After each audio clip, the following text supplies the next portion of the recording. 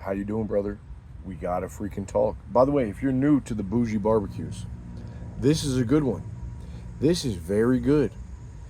Arturo Fuente Special. Very cheap, very mellow, not too strong, not gonna scare your neighbors. You know, with the smell, not gonna scare your mom. Very pillowy smoke. Good. Very likable. Very good smoke. So a good place to start if you're kind of new. I went to Colorado. Went to Colorado this past week. What a place, man. What a place. First off, you fly into Denver.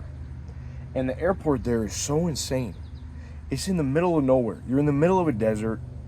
Just completely flat mountains way out in the distance. You fly into this beast of an airport. And there's these tents. It looks like you're in a circus. This circus tent. And you got to see it from the outside to know what I mean. Because when you're in that thing, you don't realize you're in the Ringling Brother Barlin Bailey circus.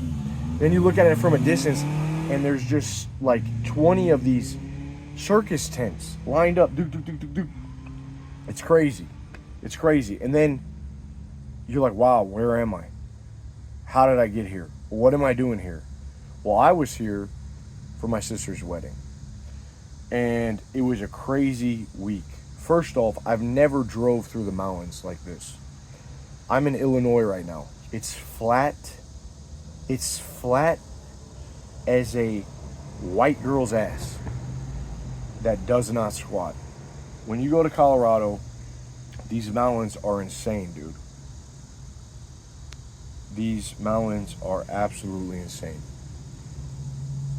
People are, you crest a ridge, you come down, and there's semi-trucks just going 70 miles an hour. You see these signs that say, runaway truck in 1,000 feet pull-off ramp. So they have these sand boxes, you know, that will catch a semi-truck, just catch it, and it just, if it loses brakes, runaway truck. The people that drive here are insane. I was holding the steering wheel like this. My girl was like, shut up, baby, I'm focused. You could smell people's brakes just evaporating by how much they're pressing on the brake pads. Scary as hell.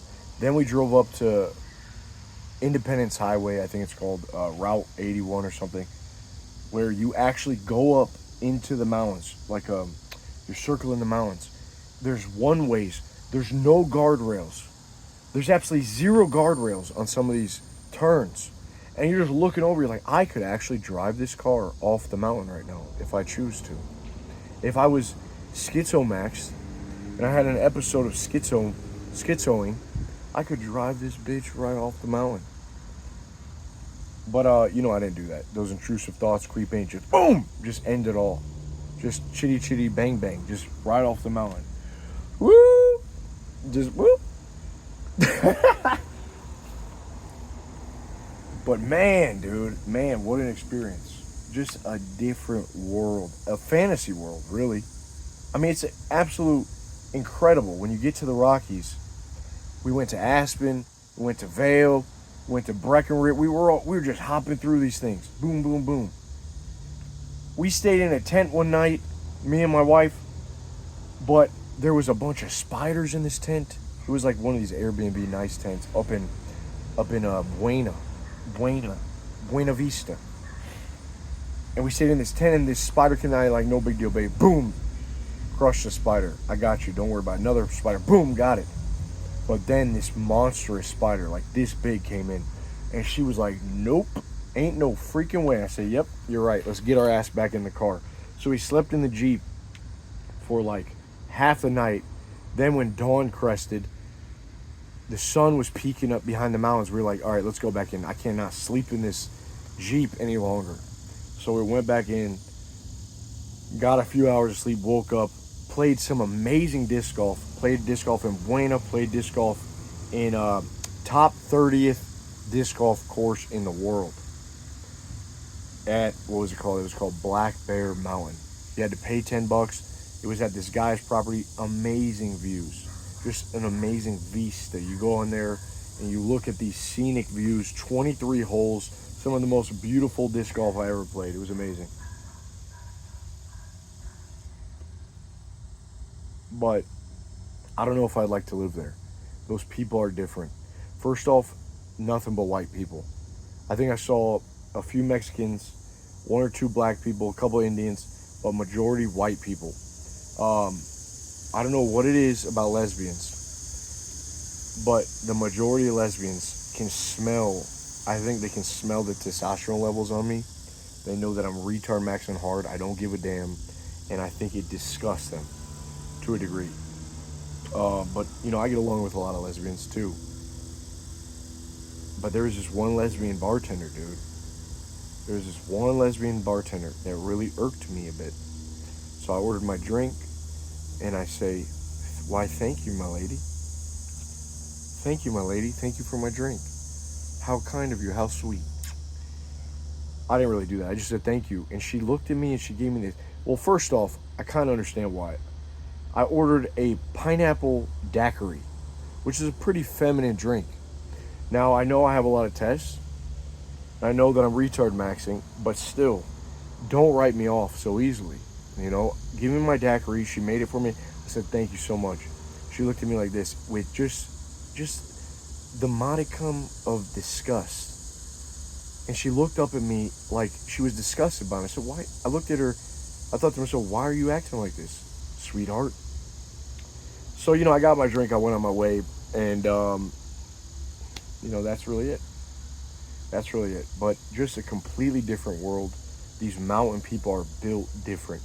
I mean, there's whole towns surrounded by a mountain. And everyone there wants to hike. In 48 hours, I went on like 4 hikes. The Hanging Lake Trail, one time we climbed this hike. It took us about an hour and a half. We get up, there's a lake. It's called the Hanging Lake. It collapsed. It's a spring. It's beautiful. You get up there, you're like, wow, this is amazing. But it's not that amazing. Like, in your mind, you thought it was going to be more amazing. But it is beautiful. But everyone there has a Jeep, a Toyota 4Runner, some sort of monstrosity of a vehicle or 4-wheel drive, and they like to explore. Like, I don't have that in me, man. My sister, on the other hand, she has that in her. She likes to explore. She's always got to be doing something. She gets FOMO when she's not doing something. I've never been like this. For me, I don't need to go always on a hike. I don't always need to go camping. It's fun, but I feel like,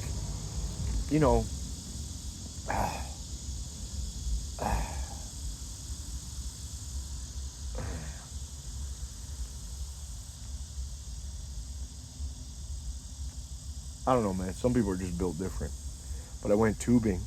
Okay, she was like, "Elisha, we got to go tubing. You got to do this." So I said, "Fine, let's go tubing." So I had this super cheap raft. And I'm 240 pounds. This raft could barely hold me.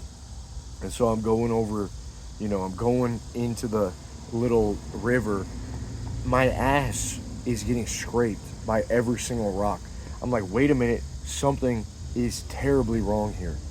Something is wrong. And I see these sort of rapids coming up. I'm like, there's no freaking way. I'm going to die. I'm actually going to die here. My wife was next to me in a tube, but she's only like 110 pounds, so she's fine. So I'm like, baby, listen, just hang on for dear life. I'm actually worried. I don't get worried often, but I'm actually worried. I'm trying to be stoic, but I see these rapids coming up. Like, there's no fucking way this is safe, dude. I'm going to bash my head on these rocks. And so we go, and I do like a reverse plank just to lift my ass up off the raft so my ass isn't hitting the rocks. And we go into this little, like a miniature waterfall. And I'm going over, I'm like, ah. In my head, I'm just trying to, I'm thinking of everything that could go wrong. We go over, and I just get banged up, dude. I get absolutely banged up. Then I make it out alive. Me and my girl, we're fine. And then I switch rafts. I'm like, there's no freaking way I can do this 1.5 mile of river with this shitty poverty raft. There's no way. I'm going to die. So I get a better raft that has handles and it can hold a little bit more weight. So I'm going down, and at the very end, there's this drop, and it's probably the scariest drop of the whole entire river. There's people above the bridge that are literally recording with their phones, just random strangers recording with their phones, waiting for people to fall off. I'm like, there's no way I'm falling. So me and my girl got separated. I'm alone. I'm in the lead. I don't know why the river took my ass. I'm in the lead. I go over and I'm like, oh my God. And I fall off the raft. And I'm like kind of freaking out. I'm like, oh my God, I got to get my footing. I'm wearing these little flip-flops, dude. I'm wearing these flip-flops. These same exact ones. And I feel one of my little flippers come off. I'm like, I love those pair of flip-flops. Please don't leave. So I'm more concerned with the flip-flops right off the bat. But then I realize my life is in danger. So I see my flip-flop floating. I grab it. I'm off of the raft. I grab it. But I realize if the raft is in the water, it's pulling you. Like, it doesn't matter how strong you are. These rapids are going to pull you in.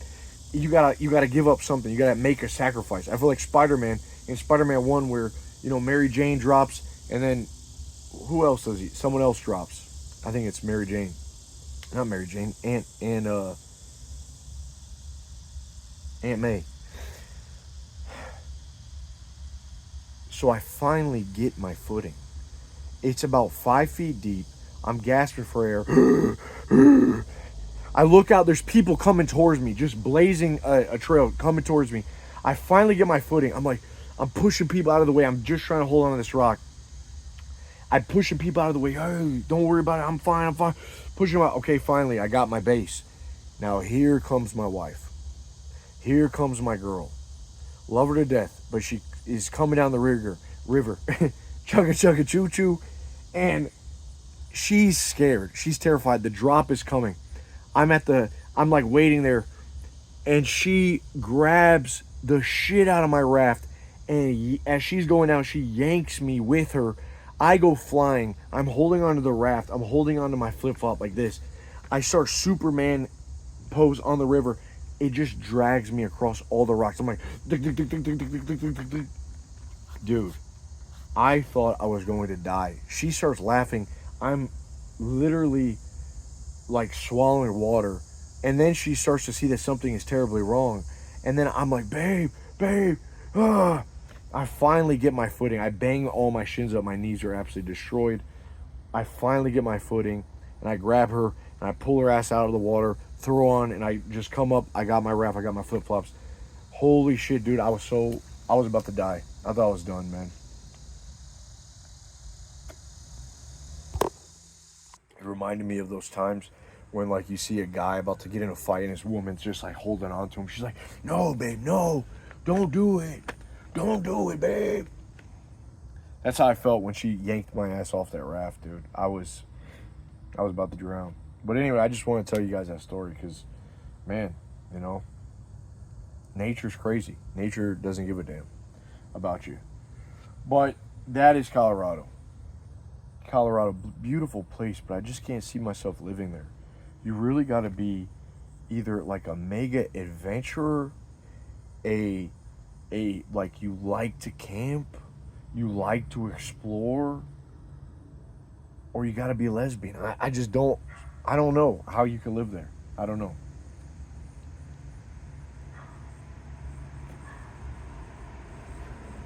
But it was a good time.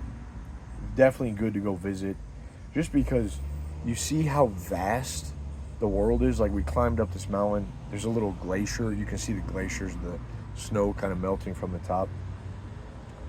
But it's just like, whoa, I can't imagine living here. Can't imagine it. So that was my experience. Just short bus field trip to Colorado. So anyway, I had that thought. I had the thought on the way back, kind of packing up everything, getting going. It's like, dude, I miss the boys.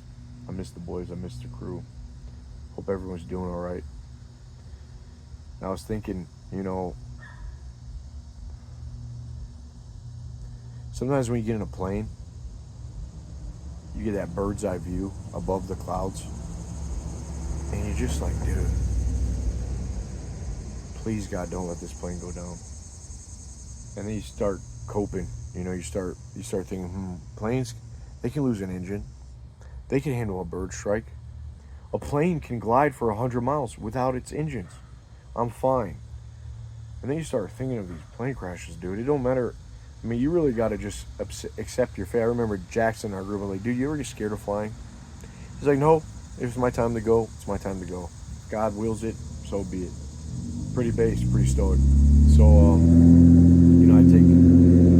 I try to take the same view, but I can't lie, dude. I mean, every time I'm sitting in that seat and they are about to take off, I just think, oh my God, like, what if the traffic controller is just having a bad day? What if his wife cheated on him? What if she didn't suck him off last night? He's probably pissed. And just for some reason, Southwest is not on hold and United is just going to come along, as Southwest pilot is just kind of diddle-daddling down the runway. Here comes United just crushing it. You never know, man. And I hate when I'm in the aisle seat and the person that's by the wall doesn't want to just raise up the curtains. Like, don't you want to see? Don't you want to witness if you're about to die or not? Don't you want to just, like, kind of check in on things? Make sure, the wings are still there? Like, don't you just... But sometimes, dude, people get in the damn plane and they just shut them like, fuck. So I, like, start looking over, see if anyone else got a window I could peep out of. But it blows my mind. I mean, some people just immediately, you can never trust a guy with a neck pillow either. Like, I mean, you as a man are comfortable walking into a plane with a damn neck pillow? A little horseshoe pillow around your neck? Like a slave? You look like you're about to go get beheaded. You, like, literally, just walking in them open. People have their headphones. I could never do that. When I go on a plane, I'm fully aware. I don't think I've ever slept on a plane. And I'm not knocking you if you can. I'm sure, once a certain point hits, sure, there's that steady hum of the engines. But, dude, when you're on a plane, you got to be aware. You got to really be aware. Because you may need to be aware. You may need to be there if some shit goes down. I don't know what could go down, but, you never know. I think every man thinks in his head, what if some terrorist popped up right now? Would I be able to get up out of my seat? Would I be able to tackle him? I pray some jackass starts to cause some drama. I'm gonna bring down this plane. No, you're not, bitch. I pop up out of my seat. Boom. Get his ass. People are recording. There you go. Every guy at least thinks about it. I don't want it to happen, but I'm ready for it to happen.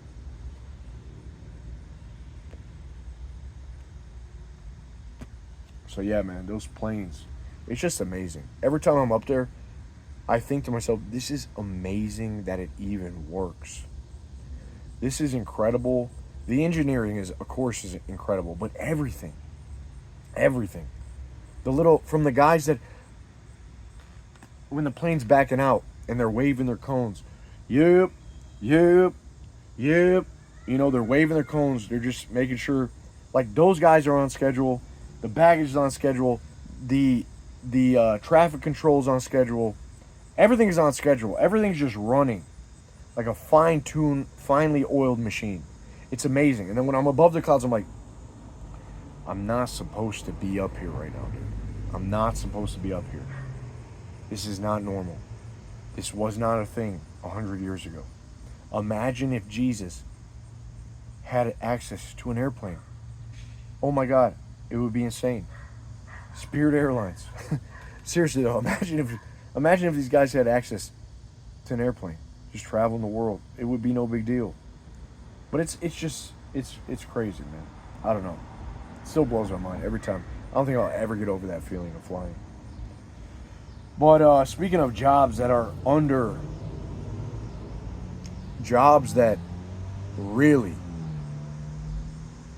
are unrecognized, we need to give credit to some of these hotel ladies. The ladies that are cleaning your nasty sheets. It's always a Latina woman. It's always a Hispanic lady. I feel like that job right there has to be one of the biggest FOMO jobs, or just it's got to be mental. It's so mental, dude. I make sure whenever I pass a hotel cleaning lady that I say gracias. I say thank you. I say hello. I say I say something. I just hey, how you, good morning. Because in my head I can't get past. I mean, the hotel is just a pit stop for humanity. You know, you spend the night in there, you take a shower, you turn the AC down to 65. Everyone abuses the hot water.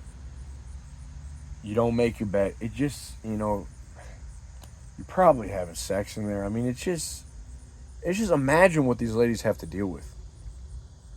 And they just go every day. They wake up and they go into this place and they're just spending time in this room cleaning, knowing someone was here, someone left. I can feel what they feel. Someone spent it, now they're leaving, they're never going to see him again. They just left behind this little residue of their life. And they're responsible for cleaning it up. I'm not even trying to be funny, dude. I always think this with cleaning ladies at hotel rooms. I like go through like an existential crisis every time I see them. It just it just something about that, like they're responsible for cleaning this little section of this beehive that I just slept in. I just lived in for, half a day, 24 hours. Something gets me thinking about humanity every single time.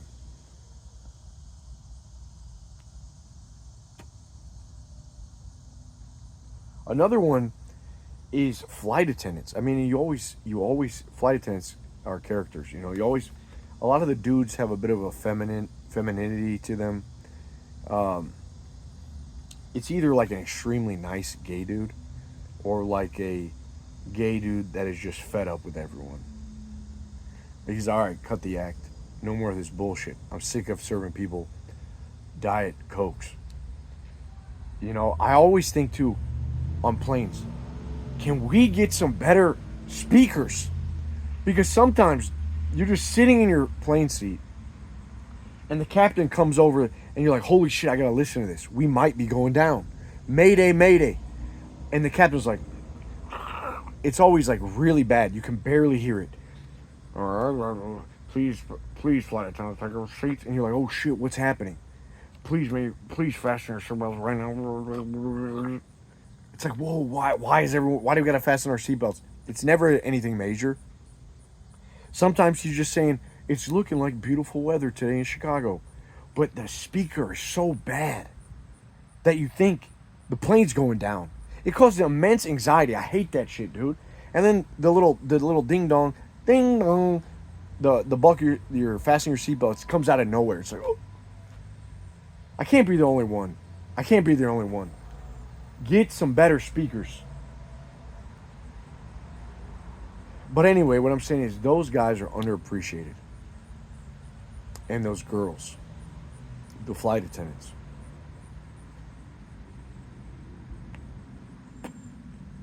Just like the cleaning ladies, flight attendants have to deal with the residue of humanity just coming and going. These travelers, these pilgrims on their journey. Servant, never gonna see him again. And they just get in this little tube in the sky. Holy shit, dude. They get in this little tube in the sky just repeatedly, and they're just good too. They're good. They know when shit hits the fan, they're on it. But they're giving that little speech. No one even listens. I try to listen to them. Your oxygen mask, if in case of emergency and the oxygen mask drops down, place it over your head like this, and then pull on this, and then blow on this. They give that speech 100,000 times. They deal with all these assholes on the plane. It's amazing. It's one of those. it's one of those things that make you think, wow, imagine if that was my life.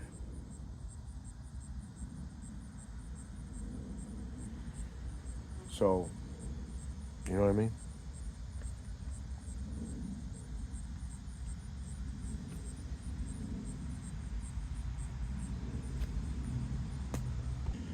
As I was heading back, I was thinking about the boys.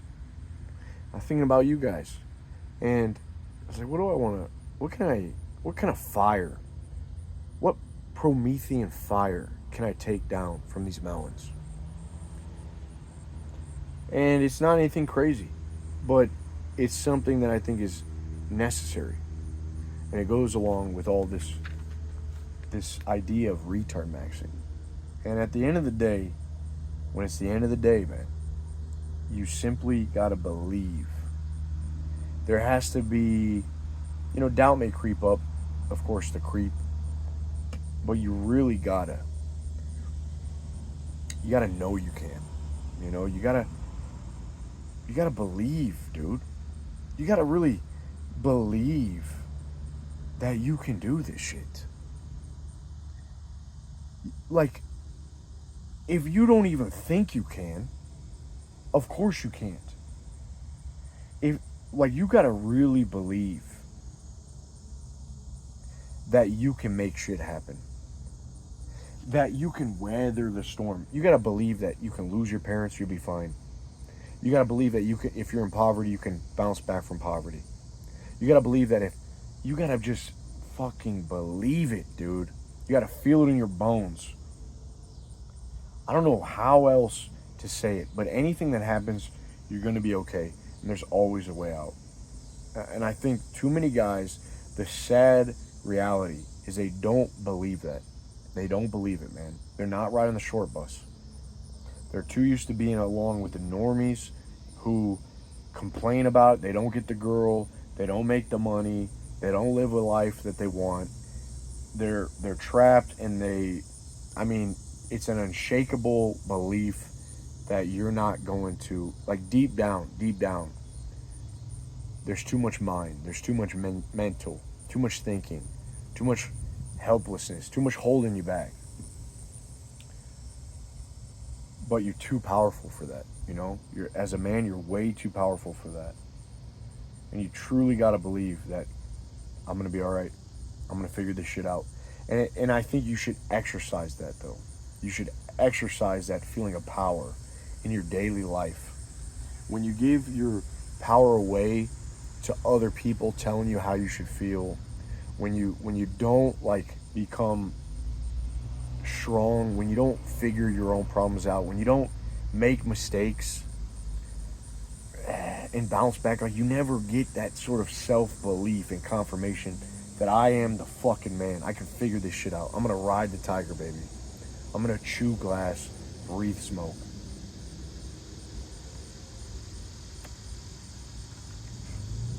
You gotta retard max it.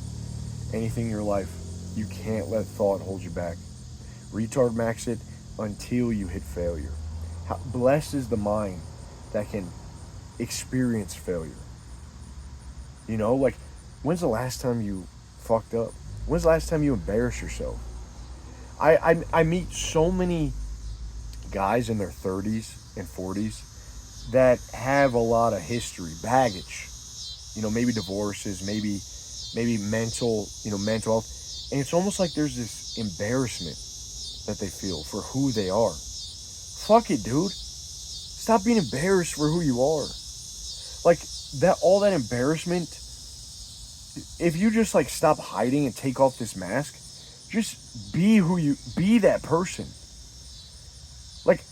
How many blessings are you negating because you want to feel embarrassment, or you want to have this little shell around you? I don't know how to explain it any better, but there's way too much shame in a lot of men. There's way too much shame for who they are, for the fuck-ups they had. Who gives a shit? It's all where we go from here. That's all it is. It's all the memories we make from here. It doesn't matter what you got into, make amends with the people wrong, but like, dude, really, what's there to be ashamed of? It's your life. Way too powerful to be stuck with shame and guilt. So retard max it and carry on. That's it, man. Just want to tell you guys a bit about my trip. I don't know if I said it already. I think I said it in the beginning, but shout out to our boy Albert and Jared. They came up to me. I was climbing a mountain. He's like, "Hey, dude, I saw the channel." I was like, "Fuck, this is awesome. You know, thanks for saying hi, man." One guy at the airport, it was awesome. Thanks for saying hi, boys. Come talk with us in the group, and I'll see you soon. Peace.